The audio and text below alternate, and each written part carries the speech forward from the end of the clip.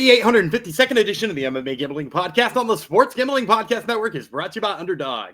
Get up to $1,000 deposit match when you sign up at UnderdogFantasy.com using promo code MMA SGPN.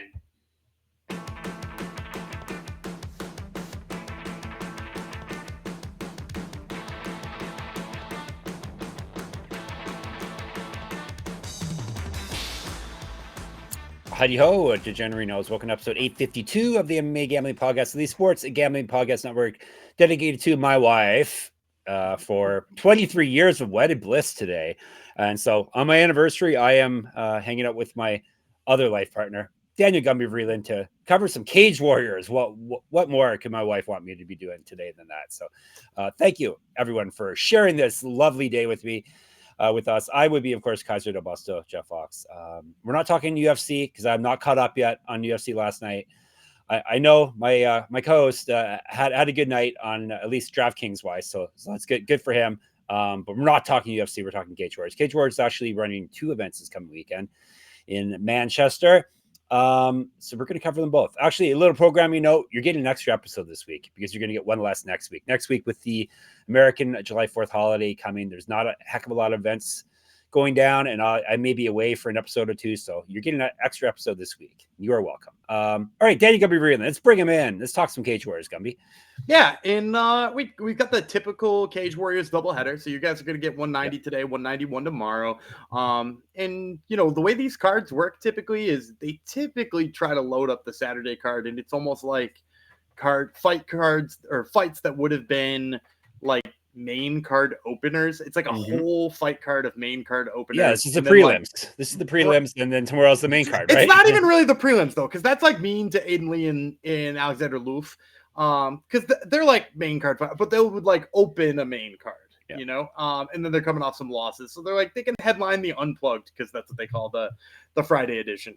Okay, yeah. So tomorrow's is pretty packed. We got a couple title fights and some names you should recognize, but today it doesn't really matter actually. If it's a good card or not, as you've seen in the past, Gumby wins muddy. Not as much as some people on YouTube, some hate watchers of ours who's up 100 units or something. He kind of yeah. Well, whatever it was, I mean, he's doing very well for himself. I'm proud of him. And also, I noticed this is a fun little tidbit when you get your own YouTube channel, you like click on somebody's name and you can see that they've commented on like 90 of your videos or something. It's like, oh man, you hate watching us. Good. Yeah, thanks for, and hey, we've said this before.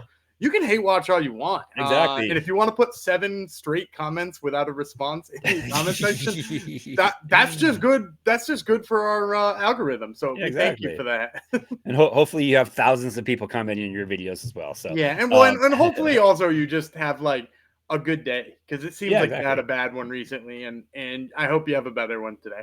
Hey, there's no reason everyone can win money. That's right. It's not a we don't care. It's not a zero-sum game. No, exactly. If you're like boogies to lose. If you're up 100 units, that's great. Gumby's happy with his 27. All right, he's a humble man. We actually went down one this weekend. We were 26. Yeah, we had.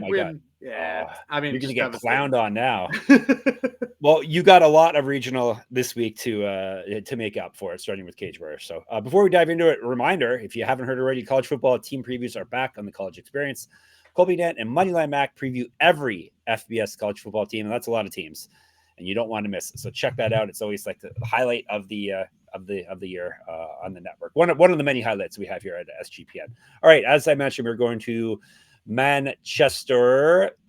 As Gumby said, this one is called Unplugged. Cage Warriors 190 Unplugged, but it will be plugged into your UFC Fight Pass, so don't worry. You will be able to watch it. I guess wireless, so you'll be unplugged.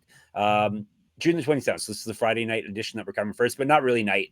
If you're in the North American time zone, it's 3 p.m. Eastern start time. If you're in our time zone here, BEC Arena. If you are in Manchester, that's where you can check it out. 10 bouts. Excuse me. We're covering the 5 Gumby's pick 5 that he wants to cover in full, and then we'll get you some bonus round picks at the end. So basically, you're going to get picks for almost every fight, and for the fights that he doesn't give you a full breakdown on, I'm sure if you ask nicely in YouTube or in our Discord, sportsgamblingpodcast.com/Discord, he'll give you winning picks for them as well, because that's the type of guy Gumby is. All right, we're fighting the first fight. Not Gegard Mousavi. Close. One letter off. Seyed It's Hossein. close enough so that when you search for this guy, Yep. Gegard Mousasi's fights come up. Oh, there you go. Yeah, because this guy is Seyed Hossein Mousavi. He only has 3 pro fights, so you can see why Mousavi has a bit more of a internet presence. He is from UAE, United Arab Emirates. He is fighting somebody named Donald. I lost the Damon Donald. David Donald, right? And they're fighting Damon. Excuse me, Damon Donald from Scotland, the home of my grandma. So I should not be butchering his name. Damon Donald versus Seyed Hossein Mousavi, 145, 3 5-minute rounds, featherweight. No odds yet for Cage Warriors, but they are readily available once we get closer to the event. We'll tell you about Donald first. Nickname is Jamal, obviously. Why is his nickname Jamal? It's Jamal. Jamal.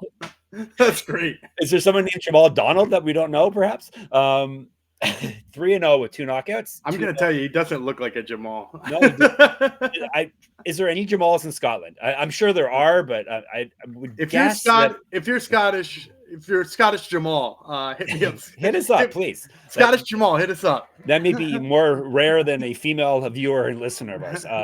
Scottish Jamal is 3-0 with 2 knockouts. 2-0. You got to have him on your show and tell him his name is Scottish Jamal now. All right, 3 wins, no losses, 2 knockouts, 2-0 in Cage Warriors. So Gumby would have been able to find film easily on him. 5 inches of height over Mousavi. Mousavi's 2-1, 1 knockout, 1 submission. He's been knocked out once. He owes his rounds. Lost his last bout via TKO. This is his debut in Cage Warriors. He used to fight at 155 and 170. So I assume you've seen his film and he looks just like Gegard Mousasi because that's all you get when you Google him, right? He doesn't. I've seen both of them fight. Here's the thing. I think I'm going to pick Damon Donald to win this fight. I am going to just lay this out front. I'm really worried about where the line will come in because a lot of times with these fighters with only like 3 pro fights, you're going to see, especially a 3-0 versus a 2-1, you're going to see that 3-0 with like kind of a massive number next to his name. And I actually think that this is a pretty close fight and one that like it's hard to get a read on because if you've watched Mousavi, like he gets in the clinch a lot and clearly wants takedowns, but he hasn't landed a lot of takedowns. Now, some of the problem is he's fought guys with good wrestling. Like he fought Master Giacomo in his last fight and like, didn't manage to get him down all that much and, pinned him against the cage, but like couldn't really get anything going. But like, should we fault him for that? Like that's a huge step up for his 3rd pro fight. And then on the opposite side, like Damon Donald, he hasn't really fought anybody I've seen who could wrestle him. So now he's up against a guy who like only wants to wrestle and like that's possibly problematic. But Damon Donald is like very tall, a very good kickboxer. He went and fought Callum Parker last time, who, despite having like a terrible record, Callum Parker is like a really fun boxer to watch. So Damon Donald went in there and outboxed him for 3 rounds and pretty handedly too. So, for me, I really like the boxing of Damon Donald. If he keeps this standing, he should just absolutely cruise against Mousavi. I'm a little bit worried that he might just get taken down a bunch of times, which is why if he is like -350 here or something like that, like just stay off of it. There's actually probably tons of value on the Mousavi side if it's like that. But if it was like even money or even like, -175, I like Damon Donald. I'd probably play him at that number. I think the other thing I really like about him in this fight is that Mousavi, being a guy who so obviously wants to take down and keeps getting into clinches and stuff, Donald clearly has some like Muay Thai or some kickboxing background where he just like throws really good step in knees. He hurts you in the clinch. Like that was another big part about beating up Callum Parker. So I like Damon Donald here, but I am going to add in the caveat to be extra cautious with this line. So what number do you think? You said -350. You said it could be -175. Where do you guess is going to end up? I kind of think it's going to be the -350. Yeah. Because you got a pair of 3-0 fighters. Yeah. Or a pair of 3 fight fighters. One of them's 2-1 and is coming off of a. Did Master Giacomo get him out of there? He did get him out of there. He got TKO'd. Yep. Yeah. So like he's coming off of a TKO loss. Not, they're not going to look at the strength of schedule because Master Giacomo even doesn't look like a big win or big loss at this point because he's like still kind of new in his own right. But that's like, Master Giacomo would beat the hell out of Damon Donald too, right? Like that's not a close fight either. So I don't know how much you can learn from that fight in terms of breaking down this one. So I'm gonna go with Damon Donald, but again, if it is that negative 350, like I kind of think it will be, either stay off of it, or I mean, I would even be in on the Mousavi side if it was that high. 94% topologies are in on Donald, so that number may get steamed up if it opens at a playable line. So maybe get in quick if you see a line you like on this fight. So, or I was going to say, or just pass on it, but you're not allowed to pass on fights. You have to bet at every fight. We have people in our Discord that just blindly play. They want to bet on PFL and they don't know much about it. They just play all of Gumby's plays. So there you go. They did that this past weekend with the UFC too. Yeah. Yep. So there you go. A lot of responsibility on our shoulders here, Gumby. All right, we're going to 135 now. We're dropping down a weight class. Bantamweight. Emanuele Zaccaria. He is from Italy. Daniel Bainbridge from England. 3 5-minute rounds, 135. As I said, let's tell you about Zaccaria. I guess is probably how it's said. Zaccaria. He's thug, like Thug Rose. He's 6-3. Thug Emanuele. Thug Emanuele. Not quite. Thug Rose sounds a bit better, but maybe that's because we're used to it. He is 6-3, 1 knockout, 5 submissions. He's been knocked out twice. He owes his rounds. 2-2 in Cage Warriors. He's lost 2 straight. Before that, he won 4 straight. Used to fight at featherweight. Bainbridge is 4-0 with 1 knockout. He also has some finishes. This is his debut in Cage Warriors. Used to fight at 145, 3 years younger than Zaccaria. Bainbridge, easy guy to find film on or not? Yeah, I've seen most of his film. And I think he's going to be a big favorite here. My guess is like let's say negative 235, somewhere in that range. And I'm going to pick Bainbridge to win this one. The big problem with Zaccaria is I think kind of, we're going to talk about Giordano tomorrow on our Cage Warriors 191 breakdown. He kind of drew the blueprint on how to beat Zaccaria. Like, if you just back him up and put a lot of pressure in there, he looks wildly uncomfortable, and it's really easy to start putting together combinations on him. Zaccaria is also a guy who kind of like sprinkles in a shot here or there, and he has a lot of trouble doing that when he's been moved backwards and his back's against the cage. It doesn't stop him from trying sometimes, but it looks really bad. And, he's just uncomfortable when he's back against the cage. And then, like, if you watch Bainbridge, the thing he's the best at is his pressure. He's a quick kickboxer, very light on his feet, like nice, flicking kicks and all the stuff you would want out of a prospect who's this early in his career. And, he moves like a bantamweight. And so, like, as long as he dials up that, and he's also fought a really good level of competition too. You mentioned Bainbridge. This is his Cage Warriors debut. Mm-hmm. He did fight in Octagon though. Right. That's right. Which is it was a pretty easy opponent in Octagon, but like he fought in Octagon. And so, like, he's got good pressure, moves forward really well, cuts off the cage, forces you to fight off your back foot.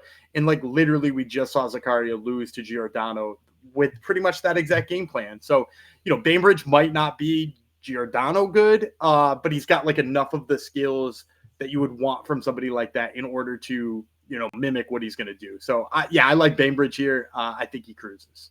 Who is Giordano good, really, though? Well, when it comes right down to it, right? All right.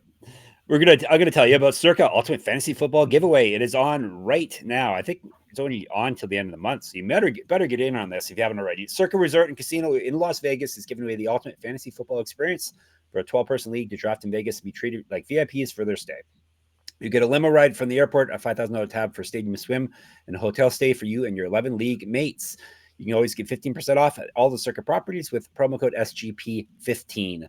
Enter the Ultimate Fantasy Football Contest for free at sportsgamblingpodcast.com/circa. That's sportsgamblingpodcast.com/CIRCA. And we're brought to you by MyBookie.ag. MyBookie is your place to bet on every sport, including the NBA Finals, not Stanley Cup. That's over. In NBA Finals, you better get in quick. MyBookie accepts customers from a ton of locations, easy deposit, lightning fast payouts using crypto. And of course, they will have all the lines we're talking about today. Cage Warriors does show up on MyBookie. And when you do, go check out the lines at MyBookie.ag. You can sign up with our promo code MMASGPN. That way you get 100% deposit match up to $1,000. Terms and conditions apply. That's MyBookie.ag, promo code MMASGPN. Moving on up the card to 170 next. This is about between Manuel del Valle. He is from a colorful flag country called Spain. I should know the Spanish flag, but no, I don't. Spain versus Theodor Berggren. He is from Sweden. They're fighting 3 5-minute rounds at 170. We'll tell you about Berggren versus Simba is 6-3, 3 knockouts, 3 submissions. He's been submitted once. Oh, he owes his rounds. 0-1 in Cage Warriors. He has lost 2 straight. Before that, he won 4 straight. He's 3 years younger than Del Valle. Del Valle, Mouzid is the nickname. No idea why. Mouzid. So there you go. 4-1, 2 knockouts, 1 submission. He's never been finished in a fight. He's 2-1 in Cage Warriors. He lost his last bout. That's it. All right. That's it. So for me, I'm gonna say that Berggren is going to be a pretty big dog in this one. It seems like the public likes Del Valle. Berggren doesn't necessarily have the resume that maybe people would want to back. I'm gonna say like plus 250 on Berggren, and I'm gonna take him in this fight. I actually think he's got a really nice matchup here. So Del Valle is a guy who very obviously wants to wrestle. Another one that we were talking about Mousavi before, very, very similar in that, like, you almost don't have enough striking footage on him because he's trying to wrestle so frequently. And I really, I haven't really seen anything from him that I like in terms of his wrestling. Like in one of those fights, he's got like a body lock and then he moved around at the back and I'm like, oh, cool. Maybe he'll take the back here. And he just tried to like, you watched wrestling in the early 2000s. Yep. He just tried to like suplex him the same way Kurt Angle might. Yep. And like, just didn't get the guy off the floor at all. Because like that's not a good bit of leverage unless you're like way down on the hips. And he was like up near the rib cage. And I was like, that doesn't work unless he's jumping with you, sir. Exactly. And so like Del Valle's got like a bunch of things that he does where he just kind of like looks like he's trying to muscle his takedowns too much. And on the feet, he's all right. He's got nice little combinations, but he's a touch slow. And then that's really where I think Berggren is going to take over here, is that Berggren is not slow. He's very quick on his feet. He's low hands, very clearly jumping in and out, kickboxing style. Seems like he maybe almost has like a point taekwondo background maybe in there. But he throws really nice kicks to the body. I like all of that. And then when I have seen people try to take him down, the technical things he does to stay away from being taken down are really smart. Like he digs his underhooks very early, stuffs the head. He's got good head position. I've actually seen him like counter wrestle a little bit. It's looked pretty good there. So like he does all of the little things right to stay away from takedowns. So if you got a guy who pretty much only wants to wrestle and is like making these like large mistakes by like over muscling things, and he's going to get beat on the feet by this other guy who does the technical stuff to stay away from the takedowns, even if he's not a particularly good wrestler, I'll take the kickboxer who's going to keep it on the feet. So give me Theodor Berggren. Hopefully we get a big old plus money number next to his name. Yeah, no one is in on him. It looks. I think it's 4% when I checked the topology. Yeah, so 7%. And I get it. His resume doesn't look good on the surface. I get it, but like if you've seen the film on him, the takedown defense, I mean, it's not flawless, but it's pretty darn good. There you go. That's why you got to watch film like Gumby. All right, let's get you another play here. This is a light heavyweight bout. Charles Joyner from Australia. Nell Ariano. He is from France. They're fighting at 205. And let's tell you all about it right now. Ariano, 3-0 with 2 knockouts. All those fights taking place in Cage Warriors. TKO win in his last bout. Joyner 4-2-1 with 3 knockouts. He's been knocked out once. 2-1-1 in Cage Warriors. 3-1-1 over his last 5. TKO lost in his last bout. Used to fight down at 185. 0-1 in pro Muay Thai. 4 inches height over Ariano. So another couple of inexperienced people. Yeah, and I think Ariano's going to come in here as a big favorite, both because his record looks good and he's coming off a big win over a mega prospect by the name of Danny Hartwell. So he just beat Danny Hartwell, who is a guy who I think a lot of people pegged as being like a light heavyweight hope to one day be in the UFC. Still think he probably is. So I think Ariano is going to be riding that, and you're going to see a high number next to his name. And I'm going to play the opposite side. I'm going to take Charles Joyner. I think he could similarly be somewhere in the like plus 250 realm as we just saw with Berggren. And the main reason I'm taking him here is like, so he beat Danny Hartwell, right? Nell Ariano did. But like, if you watch that fight, he gets beat up for the better part of the first round, and he's on his way to getting beat up in the second round too.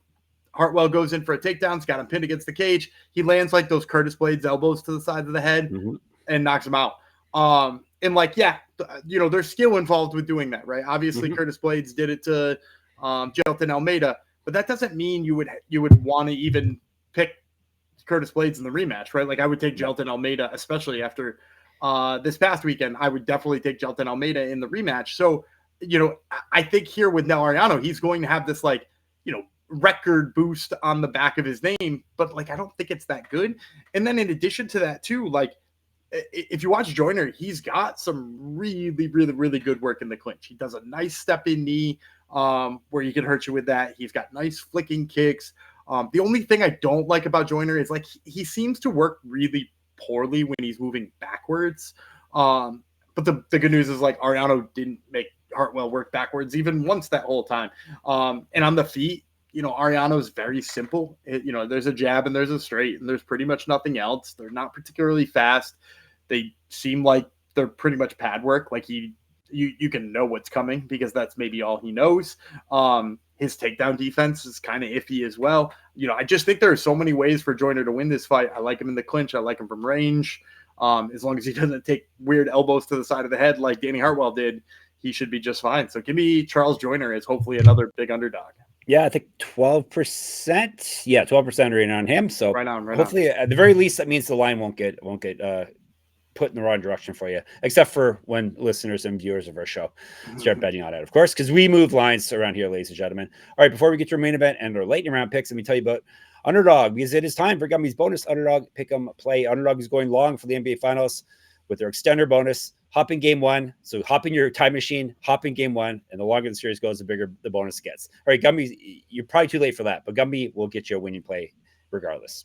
Yeah, I'm going to play Game 7 of the NBA Finals here. If you're getting this as soon as we drop it, you got a chance to still make this play. Give me the higher than on Obi Toppin's points. They've currently got the projection at 10.5. The Pacers, Rick Carlisle, absolutely love the bench. And Obi Toppin's been playing more than 20 minutes every game. So I got to imagine he's going to get higher than 10.5 points. Oh, so you're thinking the Pacers are going to win? I mean, they go to that deep bench even when they're losing, man. It's not like they have to be winning to go to the bench. I know. Obi Toppin's gone for higher than 10 in, was it 3 of his last 4? And they lost 2 of those. So yeah, okay, that's true. Win or lose, he's putting up points. All right, take that and take our code MMA SGPN to claim your special pick and first-time deposit offer up to $1,000 in bonus credits. UnderdogFantasy.com, promo code MMA SGPN. And you have heard us talk about rhythm before, and they just dropped a game-changing feature called Power Trends. These are AI-detected patterns where rhythm's model has a consistently won and has a high ROI.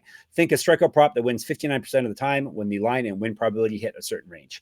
Power Trends are updated daily and exclusive to Rhythm. No touts, no noise, just clean data-backed bets. Download the Rhythm app, check out Power Trends, and start betting smarter. You know we will be. Gumby is always finding good Power Trends on there, usually baseball, right? Yeah, they hooked me up during the NBA Finals on a lot of the bench stuff for the Pacers. TJ McConnell, they had the higher than on his points going into that last game. He had 8 in the first quarter or first quarter and a half. So he went higher pretty quick. Yep. So check out Power Trends, and you can do that for free with 7-day free trial. Go to sportsgamblingpodcast.com/rhythm. That's RITHMM. All right, the main event of the first evening in Manchester is a British fighter, Aiden Lee, up against a Swedish fighter in Alexander Lööf. And they are fighting 3 5-minute rounds because it's not for any belts, and they're fighting at 145. I'll tell you about Lööf first. He is 7-3 with 2 knockouts. He's been knocked out once, submitted once, 1-3 in cage warriors. He's lost 2 straight and gone 2-3 over his last 5. He's fight at 135 and 155. He's 3 years younger than Lee.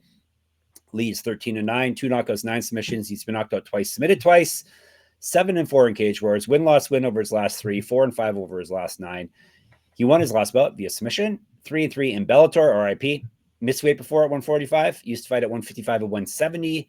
2015 pro MMA debut, 3 inches of height over Lööf. Yeah, I'm going Lööf.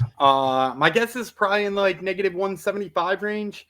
The big problems I have with Lee, he's long and lanky, but maybe he doesn't use that length as much as he could. I think it's mostly because he's kind of like the Stefan Struve lanky, still a little bit uncomfortable on his feet and would much rather be grappling with his long gangly limbs than striking from a distance. And he's started to put some things together in terms of his striking. He's got some longer kicks he uses, and his jab's not awful. But Lööf, I think, is a lot better. He closes distances really, really, really well. If you go back and you watch this fight with Luke Riley, which is, I believe, one of the losses you were just mentioning in there, he tagged Luke Riley early in that fight. You know, he goes body head really well. And, you know, Luke Riley's known to brawl a little bit, and Lööf obliged him in that and, you know, came out no worse for the wear at the early parts of that. So, like, you got to like that about Lööf. And then his takedown defense is there, too. You know, Aiden Lee is a guy, like I said, likes to grapple quite a bit. But Lööf, you know, his last fight was with Wesley Maya, who we've talked about a lot on this show. You know, I'm a big Wesley Maya fan. He stuffed the first takedown from Wesley Maya. Now, granted, he didn't keep that going, but like he showed he's got like early takedown defense. And Wesley Maya is like 80 times better of a wrestler than Aiden Lee, most likely. You know, Aiden Lee mostly like wants to get into grappling scrambles so he can just like try to take your back without exerting too much effort. I think Lööf deals with that pretty easily. And, you know, if he keeps it standing, Lööf's going to close the distance. He's going to light him up like a Christmas tree. And, you know, if that stays under negative 200 too, I think it's a very playable line for Alexander Lööf. All right, let's give you a recap. Don't you go away. Gummy's got more plays for you. He's got Lööf. He's got Joyner. He's got Berggren. He has got Bainbridge. He has got Donald. All right, lightning round. Zap, bang, boom, pow. You got another half a card to choose from. Yeah, I got great nicknames for you on good. the prelims. Yeah, the first one I'm going to take is Nathan McGrillen. His nickname's Big Papa. So Nathan Big Papa, Papa McGrillen. He's a IMMAF guy. You know, I think he made a run to the finals but didn't win, but was, you know, really good on the amateur scene, got lots of good submissions. I think he's 0-0. I think this might be his pro debut, but like he is, you know, he's a real prospect. Like he's a guy who we're glad to see is turning pro and is going to be giving it his all. And then the other one I like is Adam the Plank Darby. The Plank, same thing, like real long lanky dude. You know, very fun submission skills, like sort of reminiscent of Aiden Lee. But I like a little bit more of where his wrestling game is at, particularly for his record. You know, Aiden Lee's 13-7 and, you know, 20 fights along. But like this guy uses his grappling the same way, but against like people who that will continue to work on. So that's Big Papa in the Plank, Nathan McGrillen and Adam Darby are your lightning round plays. Who's the other McGrillen? He's got a good nickname too. No, that's the McGrizzla. McGrizzla. It's Evans McGrillen, right? It's a hyphenated last name. Okay, that's the McGrizzla. Of course. Is there anyone on this card that jumps out like, oh, this guy's going to be in the UFC someday? You know, if you asked me 3 or 4 fights ago, I probably would have said so about Lööf, but like kind of not anymore. I mean, like of the 10 we just looked at, I'd say Bainbridge has probably got the best chance, but that's just because he's like young and still in British. And like all those things usually work towards your favor. So, you know, Lööf is probably the most skilled guy, but was kind of like taking bad losses in the way the UFC will probably not be interested for quite some time. All right, you're all set for night 1 of Cage Wars. If you want more from us, you can always contact us in the Discord, sportsgamblingpodcast.com/Discord. Comment section on the YouTube channel, MMA Gambling Podcast, or on Twitter, SGPN MMA. He's at Gummy Relay, and I'm at Jeff Fox Writer there, and on Instagram.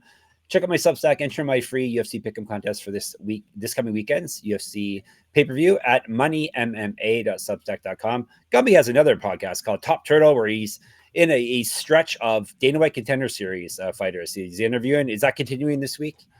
We might have one. It depends on whether or not I've ironed all my interviews out or not, but we for sure have one person from UFC 317 this weekend. We're talking to Jack the Joker Hermanson, who makes his return. Nice. We know him. All right. And of course, sportsgamblingpodcast.com, sportsgamblingpodcast.com/store to get your merch, sportsgamblingpodcast.com/Patreon to get some bonus content. All right. We're going to be back tomorrow for Cage Wars 191.